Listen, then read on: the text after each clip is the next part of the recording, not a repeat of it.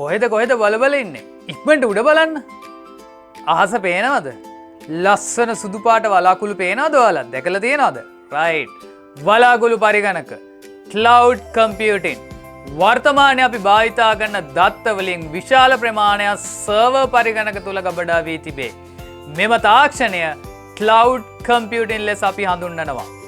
අපි පොදුවේ භාවිතා කරන සියලුම දත්ත පොදු පරිගණකයක් තුල ගබඩා කර අපි සියලු දෙනා ඒට ප්‍රවේශ වී එම දත්ත භාවිතා කිරීමට පුරුදු වෙලා තියෙනවා. ඒකනේ අපි ලොකු ඩේටා ප්‍රමාණයකට සල්ලි ගෙවන්නේ ඉන්ටර්නෙට් එකට. right. ඒ මොනවාද? Facebook, YouTube වගේ සේවාවන් තුල තිබෙන සියලුම දත්ත සර්වර් පරිගණක තුල තමයි ගබඩා වෙලා තියෙන්නේ. ඉතින් මේ සේවාවට කියනවා අපි cloud computing කියලා. ඔයාලටත් තියෙනද cloud computing එකක්? ලස්සනයිද ඒක? කමෙන්ට් එකක් දාගෙන යන්නකෝ.